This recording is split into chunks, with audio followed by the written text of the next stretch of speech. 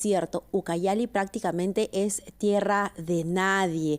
No solamente la minería ilegal ha atrapado esta región, sino todos los delitos que se cometen alrededor. Miren cuán salvajes han sido estos sujetos que han disparado prácticamente a matar a su padre en la cabeza y a su madre en el cuello. Los querían muertos. ¿Qué cosa era? ¿Cuál era el motivo, no? Pues eso es lo que tiene que investigar también la policía en una región en donde hay muy pocos policías. Y otra vez con el tema, Mabel, de la falta del respaldo de parte de la justicia. Ese es el pedido que ha hecho la señora Cali, ¿no?, para que se investigue la muerte, y hasta ahora no hay resultados, al menos preliminares, en torno a lo que ha pasado y las motivaciones y los delincuentes que han perpetrado este crimen, ¿no? Sin duda, en algunas regiones la situación es más crítica que en otras, pero en la encuesta que revisamos junto con CPI ayer, pues veíamos que la gran mayoría de encuestados pues manifestaba haber sido víctima de un robo, ya sea que te roban el celular, te cogotean, no se llevan la cartera o, peor aún, ingresan a tu casa. Vamos a conversar sobre esto con Ricardo Valdés, quien ha sido viceministro del Interior. ¿Cómo está, señor Valdés? Muy buenos días. Muy buenos días, Mabel. Buenos días, Carlos. Buenos días. Yo quisiera que en principio habláramos de lo que sucede en Ucayali antes ya de hablar de lo que sucede en las principales zonas urbanas del país, donde sin duda hay mucha inseguridad ciudadana. Pero el caso que Cali nos acaba de contar es realmente dramático. Y cuando ella dice que es tierra de nadie, se está acercando a la realidad esa expresión. Lamentablemente sí, ahí hay una serie de organizaciones de crimen que están relacionadas, como bien mencionabas, no solamente a la minería ilegal, también al narcotráfico, y obviamente se producen una serie de otros delitos como extorsión, como sicariato, ¿no? Y eso, las organizaciones criminales atraen a otro tipo de delincuentes porque se mueve dinero ilícito en grandes cantidades, y obviamente eso atrae también a otro tipo de servicios, ¿no? ¿Por qué, si la situación está diagnosticada en ciertas regiones o en ciertas ciudades, por qué es que no se toma acción? ¿Dónde está el cuello de botella? ¿Qué impide que se pueda hacer una lucha frontal contra la delincuencia? No solamente esta delincuencia que nos aterra todos los días, sino también estas grandes mafias que operan en el interior del país. Bueno, en principio hay una unidad policial, o existió una unidad policial en Puerto Inca, que es una zona limítrofe entre Ucayali, digamos, que ve las zonas de Ucayali, de Pasco, de Huánuco, donde está concentrado este tipo de organizaciones criminales, ¿no? Ahora, creo que esa unidad policial ya ha sido hasta cierto punto desactivada o poco atendida.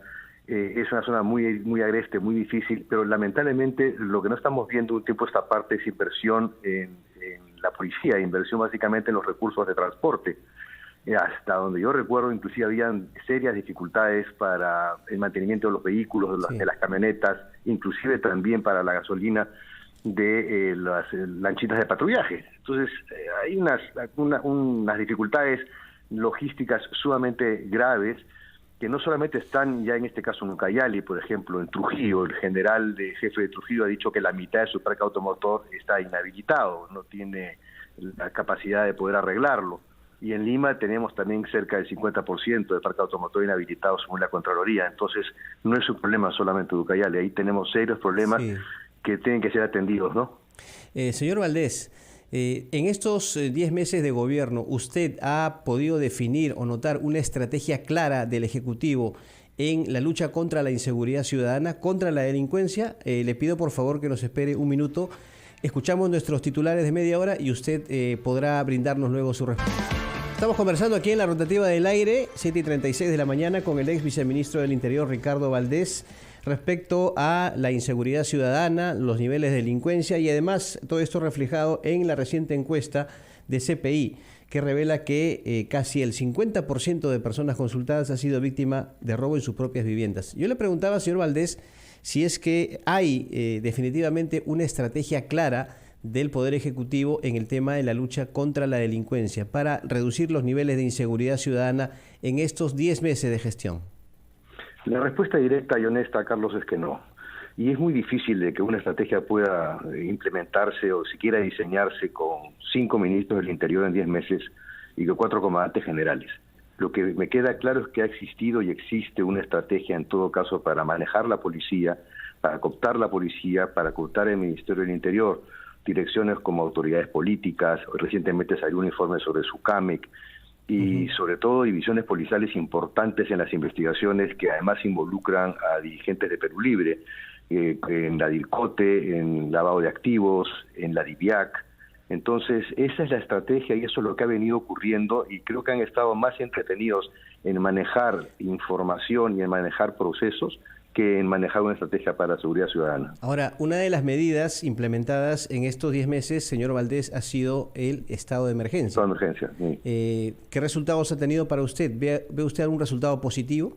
No, ninguno, y la razón es muy simple, porque el estado de emergencia respondía, a mover más a un tema de orden político que a una estrategia de lucha contra la inseguridad. En principio, los estados de emergencia deben estar fundamentados y sustentados en informes que la ciudadanía debe conocer. 10 millones de personas en Lima y el Callao estamos con los derechos fundamentales suspendidos. ¿Y en base a qué? No lo sabemos todavía, y el Congreso de la República, por cierto, tampoco exigió esa respuesta. Y entonces muchas personas en este momento, señor Valdés, deben estar pensando, bueno, si la policía no puede, que salgan las Fuerzas Armadas, lo que refuerza ciertas propuestas. ¿Sería una decisión correcta? Y en todo caso, si no la es, ¿qué hacemos? Porque la situación es de terror. A ver, las Fuerzas Armadas no pueden y deben asumir el control del orden interno y del orden público. No están preparados para ello. Están preparadas para enfrentar un enemigo externo. Entonces no se persiguen digamos, a gente que arrancha celulares con tanques, ¿no? O sea, definitivamente se persigue con otro tipo de estrategia y con otro tipo de vehículos.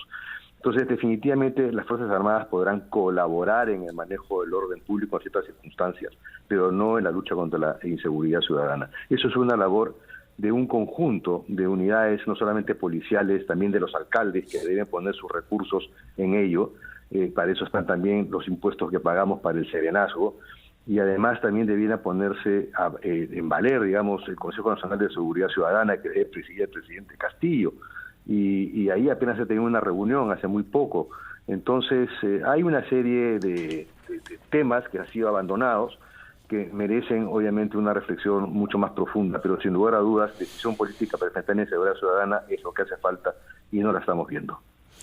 Muy bien, señor Valdés, Ricardo Valdés, ex viceministro del Interior y además director ejecutivo de CHS Alternativo, muchas gracias por haber estado con nosotros esta mañana en la rotativa del aire. Un gusto, como siempre.